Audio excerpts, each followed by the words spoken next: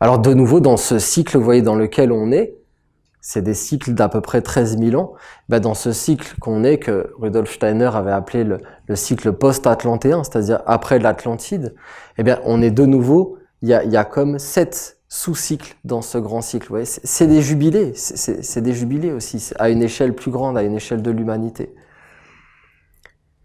Et donc vous avez eu des êtres qui ont travailler le corps éthérique des forces de l'éthérique en Inde, c'était lié à la civilisation de l'Inde, c'était la première grande civilisation de notre cycle, même avant l'Égypte. Le travail qu'on va faire demain, vous allez voir, on va faire un travail particulier avec le maître Shiva.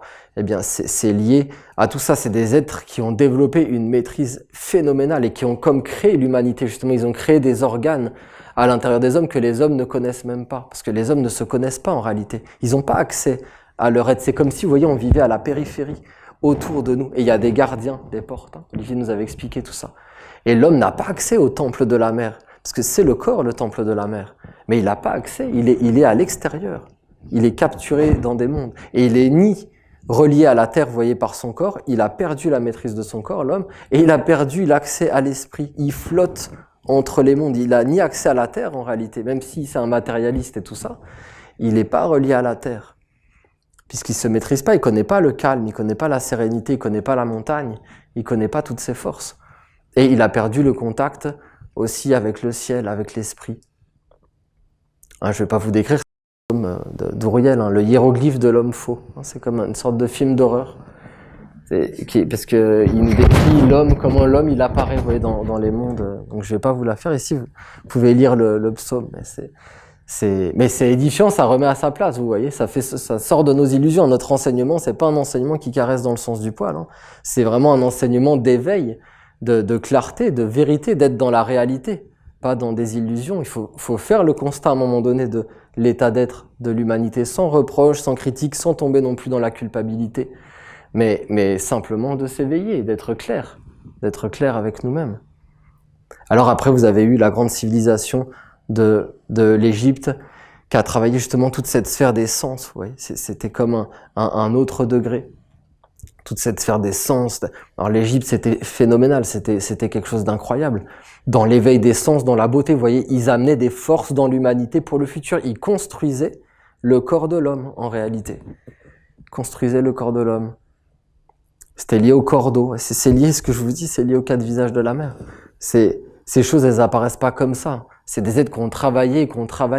Et l'Égypte, elle a eu une influence sur le monde entier. Faut savoir qu'il y a des époques dans l'Égypte, d'un âge d'or de l'Égypte, où les êtres, les initiés, parce que ça communiquait beaucoup plus que ce qu'on imagine, hein. Ils n'avaient pas Internet, ils n'avaient pas tout ça, mais je peux vous dire que ça circulait beaucoup plus qu'on imagine, les informations sur la Terre.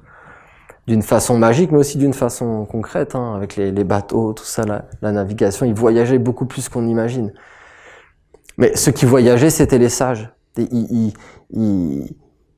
connaissaient des lois, des secrets. Ils savaient par exemple que l'Égypte, c'était Dieu sur la terre. C'était le royaume de Dieu, c'était sur la terre comme au ciel.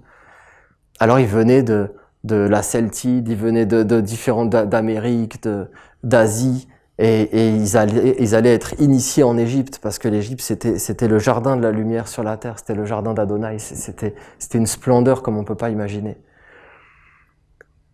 Et vous voyez, ils avaient cette force, les Égyptiens, justement d'éveiller les sens dans la beauté par des choses sublimes, magnifiques, jusque dans les formes. Ils maîtrisaient la matière, ils travaillaient avec la mer et les forces de la mer, à travers les statues, à travers les fresques, à travers les dessins, les chants, les danses, les arts magiques, mais dans une splendeur, dans une beauté. Les êtres, ils voyaient ça, mais ils voyaient comme si vous voulez, après aujourd'hui, les êtres, ils dégénèrent la spiritualité, ils ont associé ça avec des extraterrestres qui venaient, parce qu'en fait, ils pensent toujours dans la matérialité. Ils comprennent pas que ces êtres, ah oui, c'était comme des sortes oui, mais bon, ce mot, il est pollué, d'extraterrestres, mais c'est pas que c'était des extraterrestres, c'est qu'ils étaient au contraire terrestres et célestes. Ils étaient dans l'union des mondes. Et donc, ils étaient, bien sûr, ils communiquaient avec les étoiles, mais pas du tout comme tous ces êtres racontent aujourd'hui. C'est d'une grande subtilité des sens, de la magie, de la connaissance des lois. Ils ont ébloui l'humanité, les Égyptiens. Et après, ça a été pris et ça a comme dégénéré, vous voyez. Et ça a été amené juste dans le côté, et après, en étant dévié, vous voyez, ça a été amené dans un côté comment dire, de mettre l'homme dans la gloire et puis Dieu. C'est-à-dire de montrer la puissance de l'homme. Vous voyez, l'Égypte, dans ce qu'elle a émané, et vers des êtres qui ont comme chuté, qui n'étaient pas dans la maîtrise, qui ont été initiés, mais qui ont dévié le savoir, mais ils ont pris ça, ce côté comme impressionnant, d'impressionner les sens, mais pas pour amener Dieu, pour montrer la puissance de l'homme. Et ça, c'était à son paroxysme. Par exemple, à l'époque, je vous ai parlé de Moïse. Vous voyez comme c'est étonnant, parce qu'aujourd'hui, dans l'histoire, vous regarderez sur Internet, vous verrez, un des pharaons qui est considéré comme le plus puissant, comme le plus grand pharaon, c'est Ramsès II. Oui. C'est celui qui était en face de Moïse, vous voyez. Parce qu'il a fait des représentations, mais ça y est, c'était la naissance de la politique de notre monde, vous voyez, où il a fait tailler son image dans des énormes statues. Et c'était plus les images des dieux, c'était la gloire de l'homme, vous voyez. Et Moïse, il a vu tout ça, il a vu que c'était la chute, et il a fermé les portes, il a coupé les liens, il a vu que ça y est, c'était vraiment l'usurpation totale, et que c'en était fini de cette terre sacrée, c'était la fin de l'Égypte. Après à peu près 4000 ans de civilisation. Voilà, donc c'est à chaque fois, vous voyez, il y a un travail des initiés, de la tradition des maîtres, mais le travail n'est pas perdu. Il ne faut pas croire que parce que des êtres après dégénèrent et dévient ces choses, ça ne veut pas dire qu'elles sont perdues. Elles demeurent comme des semences à l'intérieur de l'homme.